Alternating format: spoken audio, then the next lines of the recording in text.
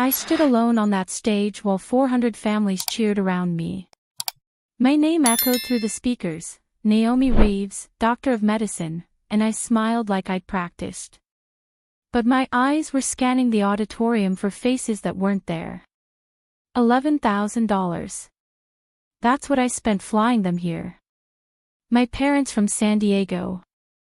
My brother Kieran from Denver. Aunt Rhea and Uncle Gene from Newark.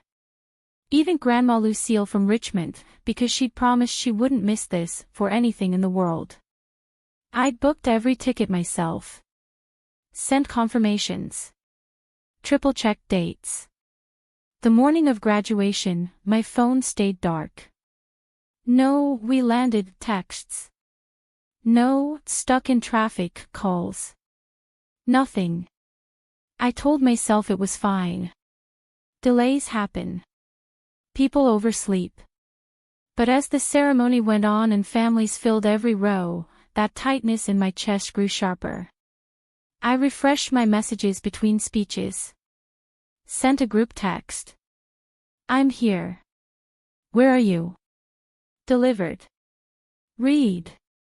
No response. When they called my name, I walked up there by myself. The applause felt like it belonged to someone else's moment. I accepted my diploma, shook hands, posed for the official photo. Then I stepped off that stage and called everyone. Straight to voicemail. Every single person. My classmates popped champagne with their parents. I stood outside the auditorium in my cap and gown, trying to figure out how 6 people just vanish. The restaurant canceled my reservation an hour later. I'd reserved a table for 8 by the river. Ordered ahead. Prepaid the deposit. I walked back to my Cambridge apartment alone, carrying my diploma under my arm like a folder full of bills. That night, one text finally came through. Kieran, can't talk.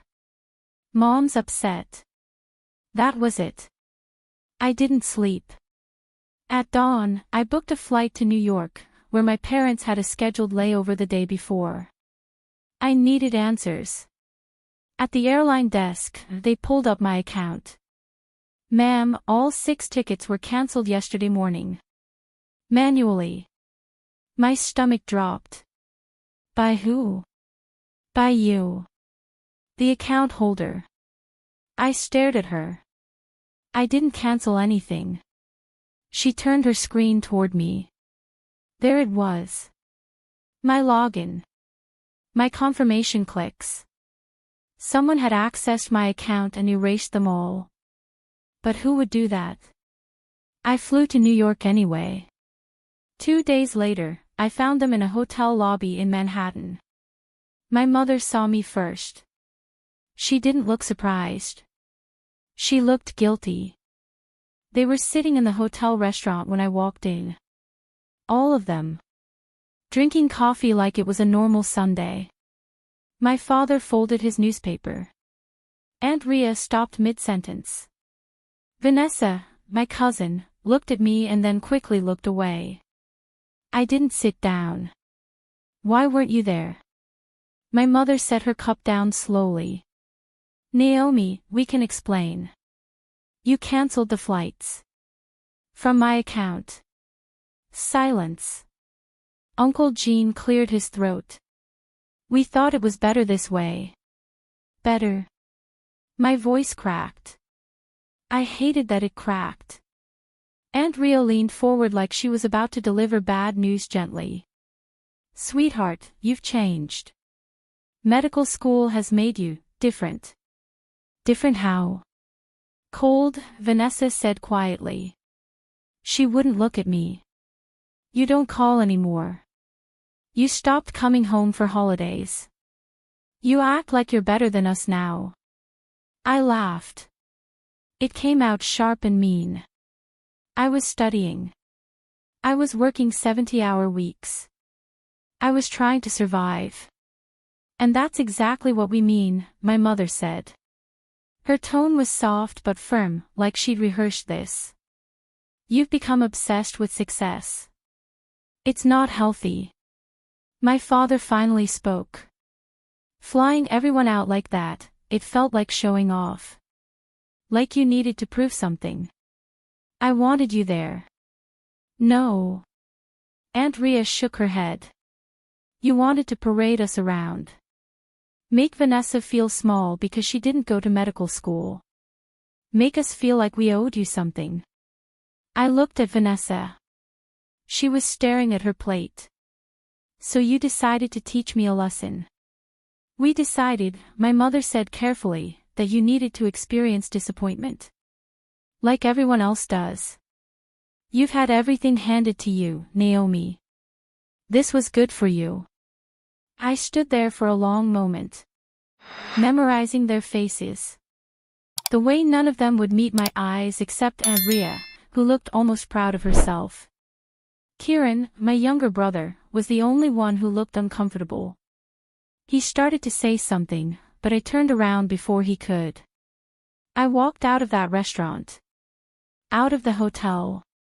I didn't cry until I was on the subway back to the airport. They thought they were teaching me something. They were right about that. Just not the lesson they intended. What they didn't know, what none of them knew, was that graduation wasn't the only reason I'd wanted them all together that weekend. There was something else.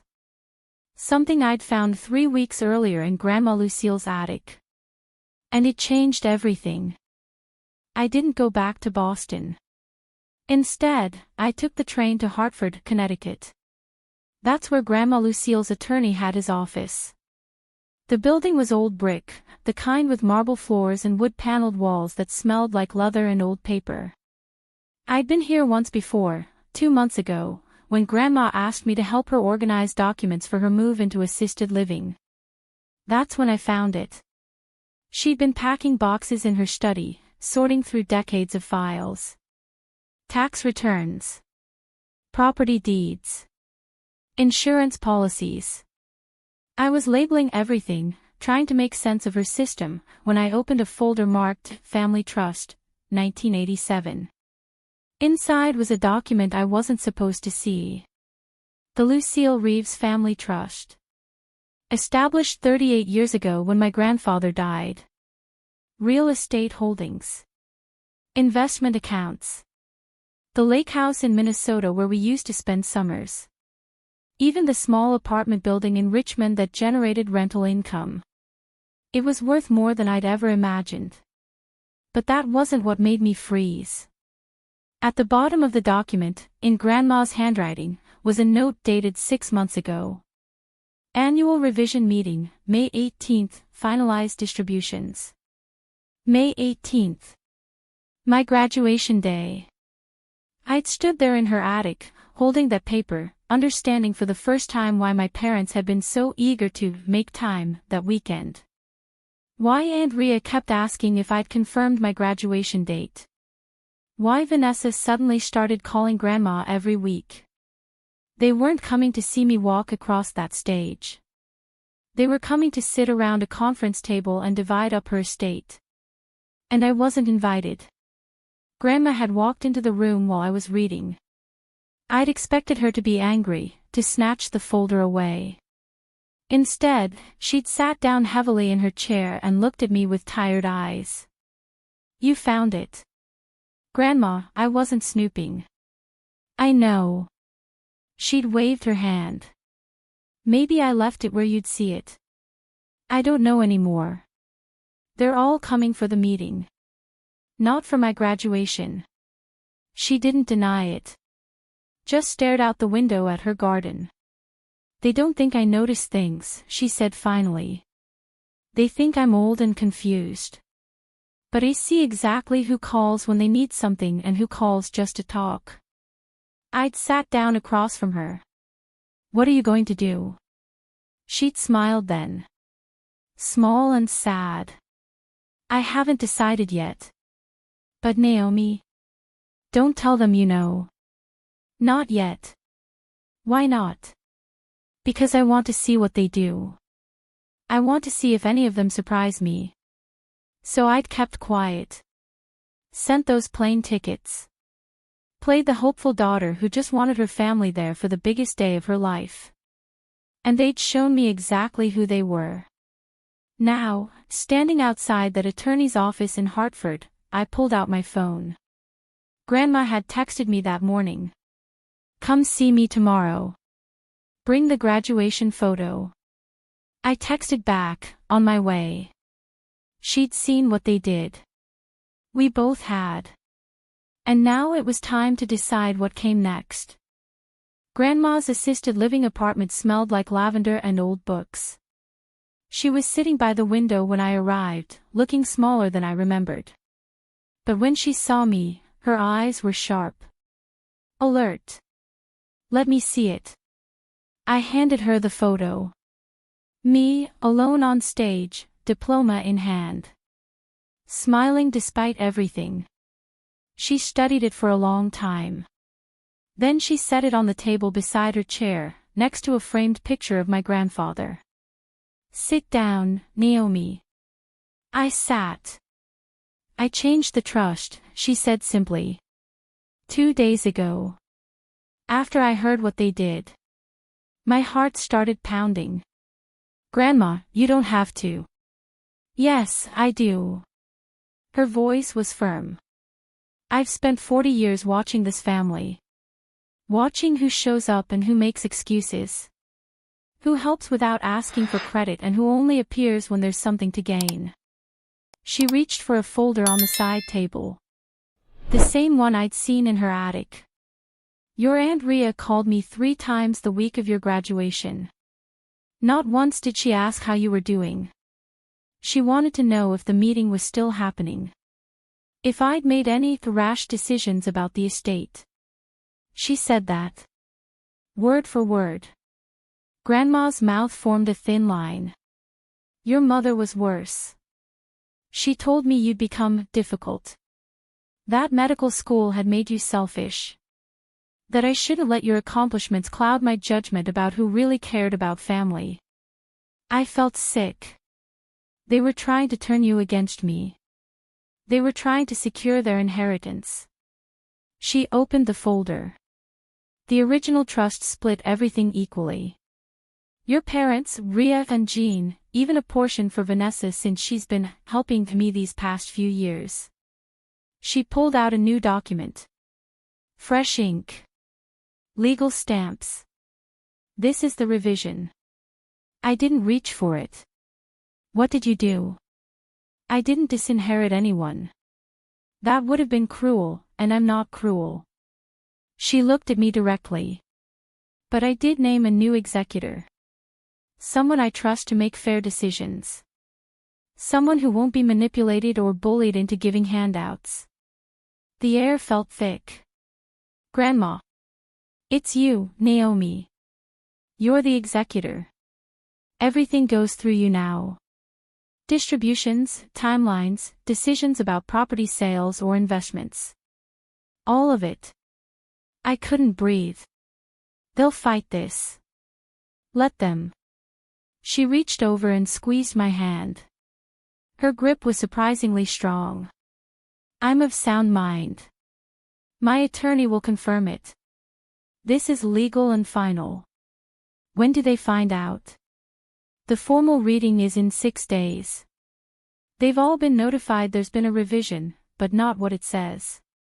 She smiled. "I wanted you to know first. Wanted you to be prepared." I looked at the graduation photo on her table. At my face, trying so hard to look happy. "They're going to hate me." "They already did, sweetheart. You just didn't cost them anything yet." The calls started the next day. "My mother first. We need to talk about your grandmother." I was in my new apartment in Seattle, unpacking boxes for my residency. I put her on speaker and kept folding scrubs. "What about her?" "She's making changes to the trust. Apparently there's going to be some kind of formal meeting next week." Her voice had that tight quality it got when she was trying to sound calm. "Did she mention anything to you?" "No." A pause. "Naomi, if you've been filling her head with stories about what happened." I haven't talked to anyone. Because we explained why we made that decision. It wasn't meant to hurt you. It was supposed to help you grow. I almost laughed. By humiliating me in front of 400 people. You're being dramatic. I hung up. Aunt Rhea called an hour later. Then Uncle Gene. Then Vanessa, who actually cried and said she felt terrible about everything and could we please just move past it. I didn't answer any of them. Kieran was the only one I responded to. He texted instead of calling. They're panicking. What's happening? Ask them. They won't tell me anything. Just keep having closed-door conversations. Then I guess we'll all find out together. He sent back 3 question marks, but I didn't elaborate. The truth was, I didn't know exactly what Grandma had written in that trust. She'd shown me the executor clause, but there were other pages she'd kept private. You'll see soon enough, she'd said. 6 days passed. I flew back east on a red-eye, landed in Hartford at dawn. The reading was scheduled for 10 a.m. When I walked into the attorney's office, they were already there. All of them, dressed like they were going to a funeral. My mother in black. Aunt Rhea in navy. Vanessa kept twisting her rings. They saw me and the room went cold. What are you doing here? My mother's voice was ice. I was invited. Aunt Rhea's eyes narrowed. By who? The attorney's assistant appeared in the doorway. Mrs. Reeves will see you all now. Grandma was already seated at the head of the conference table. She looked regal in her purple cardigan, her silver hair pinned back. She smiled when she saw me. Naomi. Come sit beside me.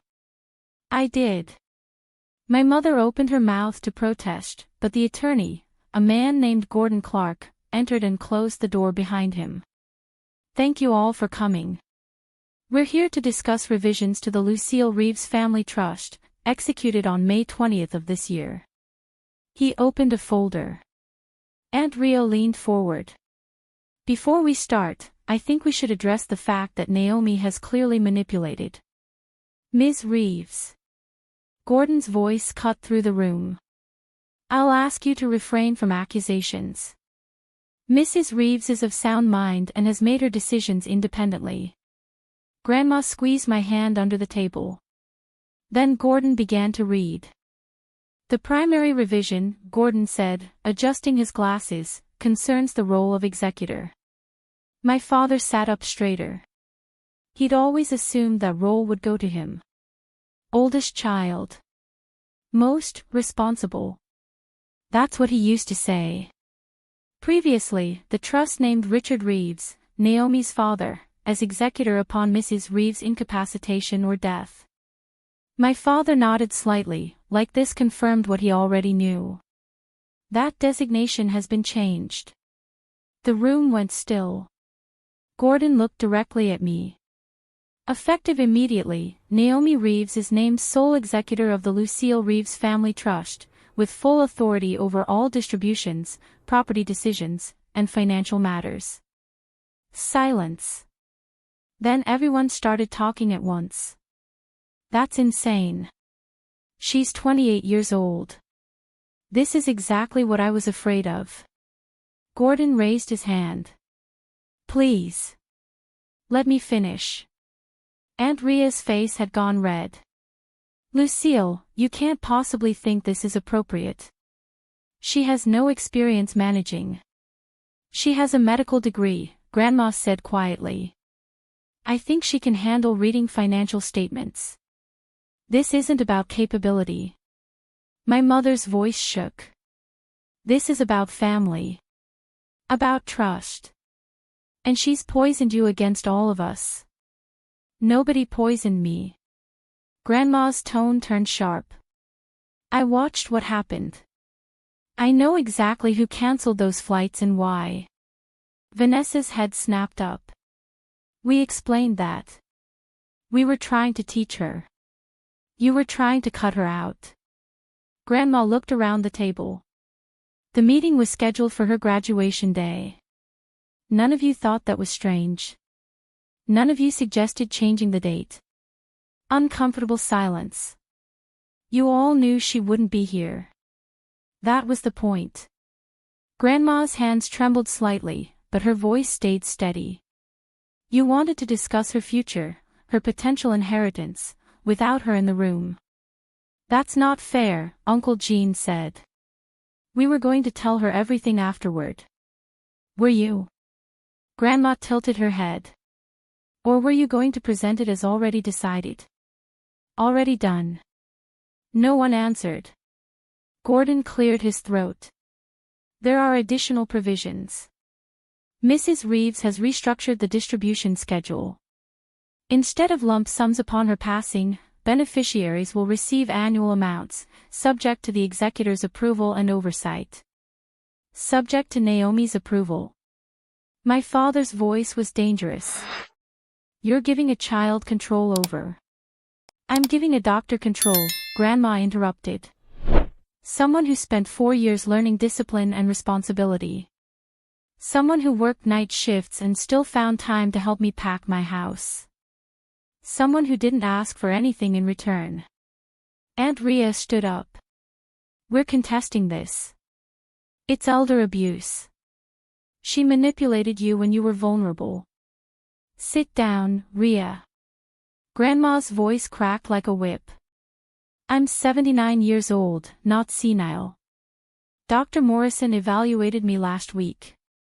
I passed every cognitive test. Gordon has the documentation. Gordon nodded. Mrs. Reeves is fully competent. This revision is legal and binding. My mother turned to me. Her eyes were wet, but not with sadness. With rage. You planned this. You knew about the meeting and you set us up. I met her gaze. I sent you tickets to my graduation. You canceled them and called me arrogant. My voice came out calmer than I felt. You taught me about disappointment. I learned. Vanessa was crying now. We're family. You can't just. Family shows up, I said simply. Grandma squeezed my hand again. Gordon closed his folder. The formal reading is complete. Copies will be mailed to all parties. If there are no further questions. This isn't over, Aunt Rhea said. But it was. They lawyered up within 48 hours. 3 different firms contacted Gordon, demanding documentation, medical records, proof of Grandma's competency. They wanted depositions. They wanted the revision overturned. Gordon sent me the emails. Standard procedure, he said over the phone. They'll realize quickly they don't have a case. He was right. By the end of the week, 2 of the 3 firms had withdrawn. The third sent a half-hearted letter requesting mediation, but didn't push further. Grandma's medical evaluation was airtight. Her longtime physician had certified her mental competency. A neurologist had conducted additional testing just to be thorough. Every document was dated, signed, and legally bulletproof. They couldn't fight it. So they tried something else. The apology campaign started on a Tuesday. My mother called first. Left a voicemail. Sweetheart, I've been thinking about everything, and I was too harsh. Medical school is stressful. I should have been more understanding. Can we talk? Delete. My father texted. We overreacted. You're right to be angry. Let's sit down like adults. I didn't respond. Aunt Rhea sent flowers to my apartment in Seattle. The card read, "Family is forever. Let's heal together." I gave them to my neighbor. Vanessa tried the guilt approach. She called crying, saying she couldn't sleep, that she felt horrible, that our grandmother was getting older and we were wasting precious time fighting. Then stop fighting, I said, and hung up. Only Kieran's message felt real. I didn't know about the meeting. I swear.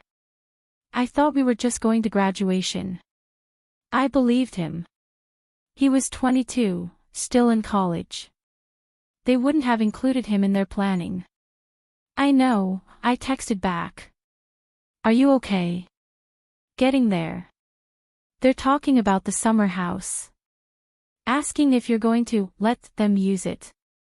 The lake house in Minnesota. It had been in our family for 3 generations. We used to spend every July there when I was young, before things got complicated.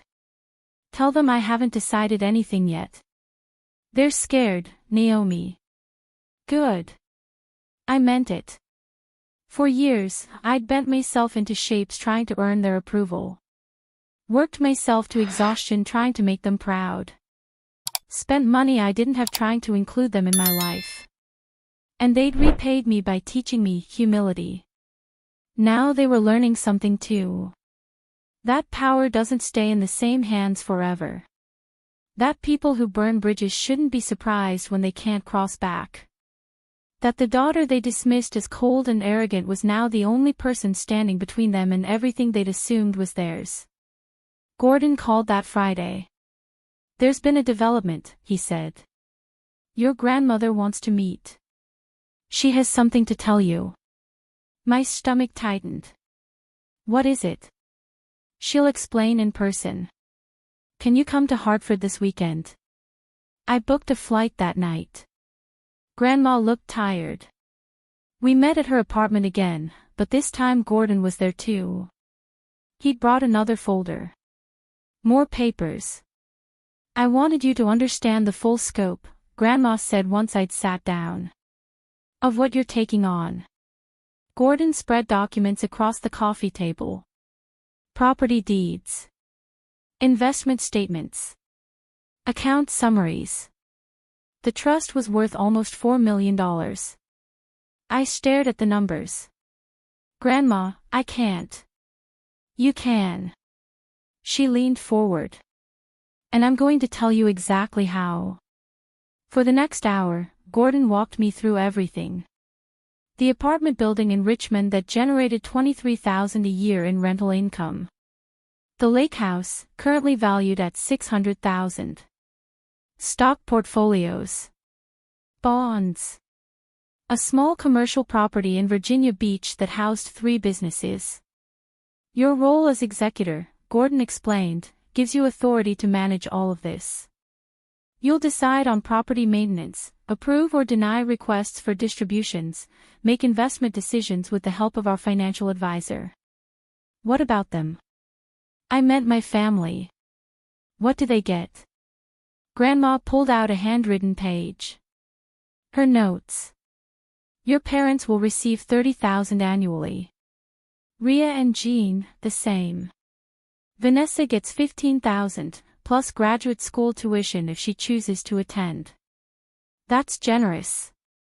It's fair, Grandma corrected. I'm not cutting them off.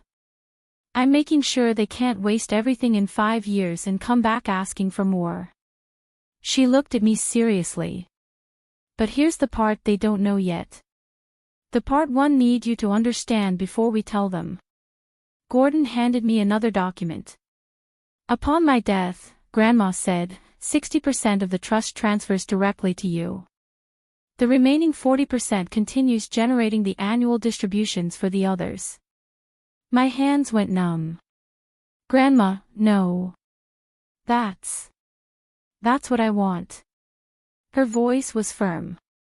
You're the one who'll manage it properly. Who'll preserve it for future generations. The others see it as money to spend.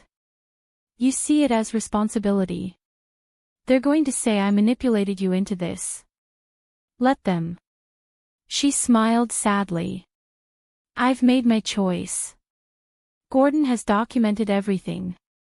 There are videos of me explaining my reasoning. Medical evaluations. Witness statements. They can say whatever they want. It won't change anything. Gordon checked his watch. They've been notified there's a secondary disclosure. They'll be here in 20 minutes. My heart started racing. They're coming here. I want them to hear it from me, Grandma said. Face to face. So there's no confusion about who made this decision. She reached over and took my hand. You don't have to destroy them, Naomi. But you don't have to save them either. You get to choose what kind of executor you want to be. Generous or strict. Forgiving or firm. She squeezed gently. Just don't let them make you feel guilty for having power they tried to keep from you. Downstairs, the buzzer rang. They were here. They filed into Grandma's apartment like mourners at a wake. My mother came in first, scanning the room until her eyes landed on me. Her expression shifted, confusion, then suspicion. What's she doing here? Naomi is executor, Grandma said simply. She has a right to be present for all trust discussions. Aunt Ria's jaw tightened, but she sat down. Uncle Gene followed, not making eye contact with anyone.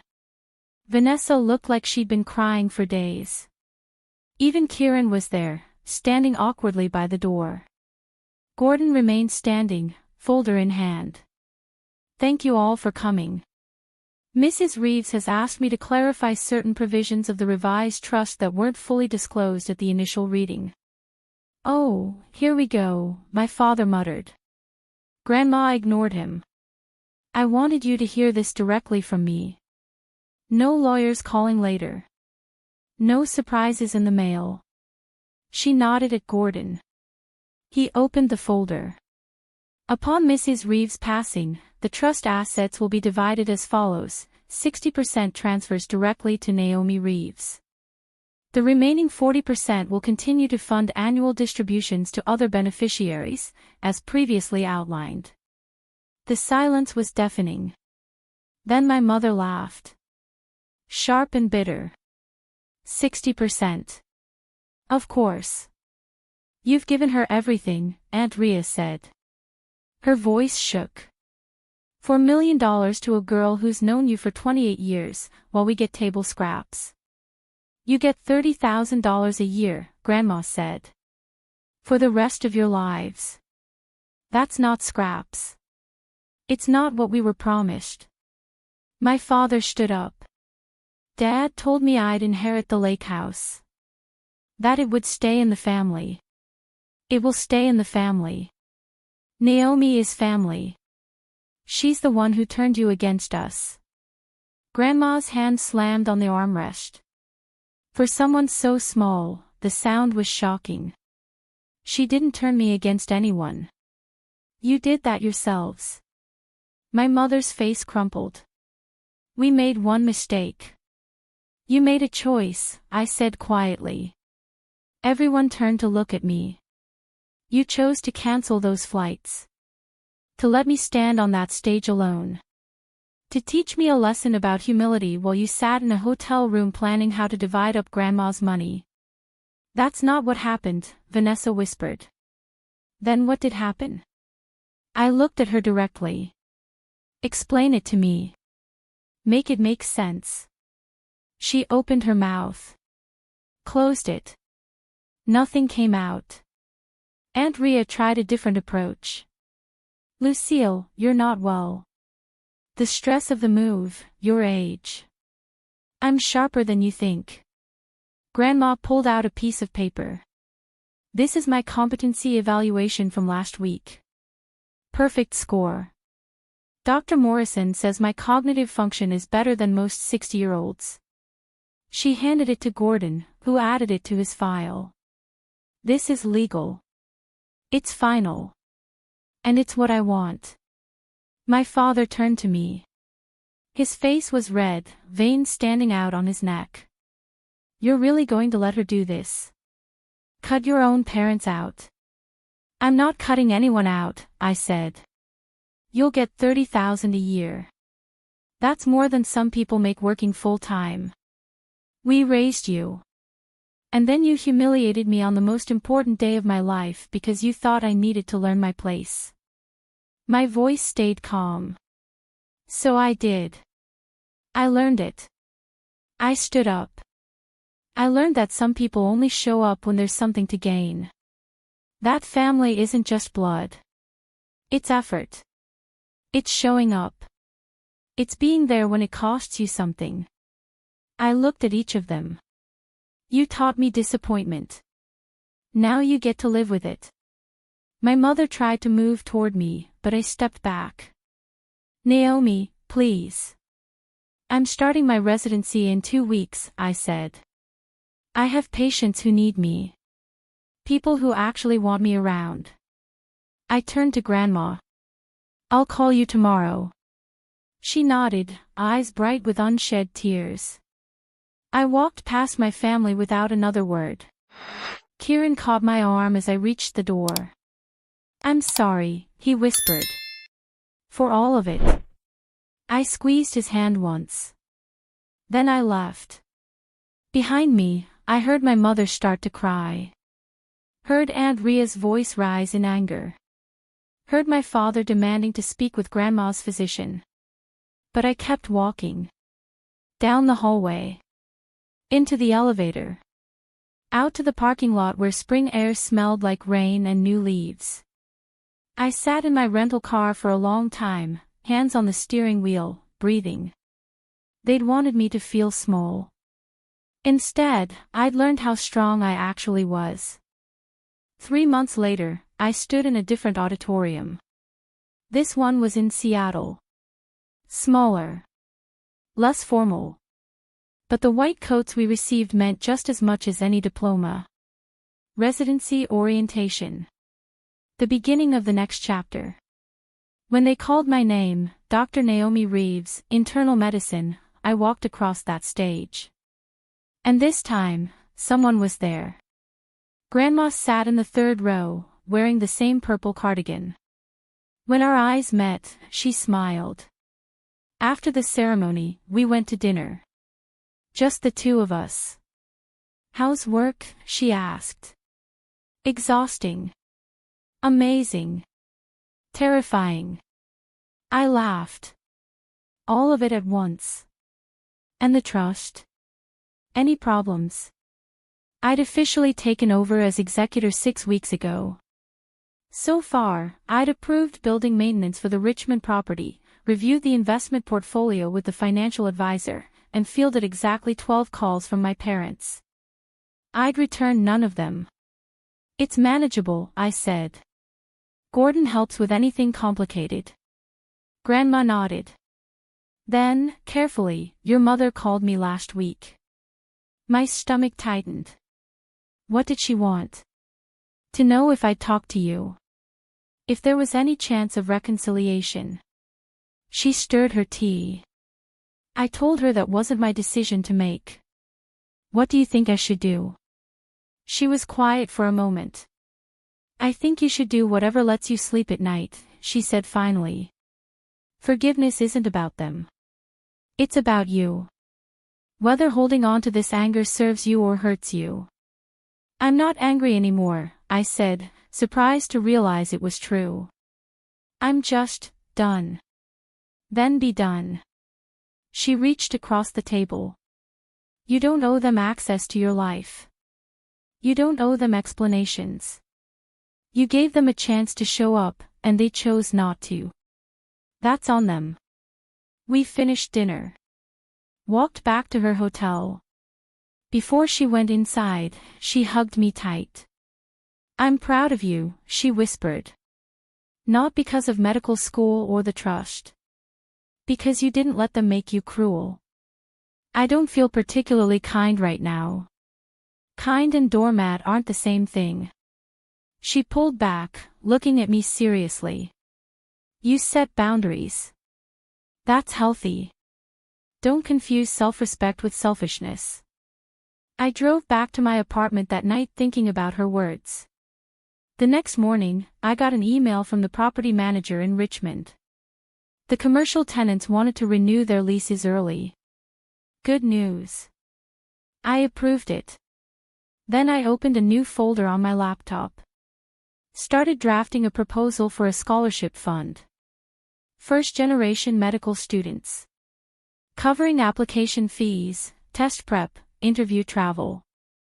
The kind of support I could have used 7 years ago. I'd used trust income to fund it. Not a lot. Just enough to help someone else who felt like they didn't belong. Someone who needed to know their worth wasn't determined by who showed up. My phone buzzed. A text from Kieran. Starting my senior year. Thanks for the tuition help. I smiled. You earned it. Keep going. Some families are built on blood. Others are built on respect. I'd finally learned the difference. And I'd chosen which one I wanted to keep.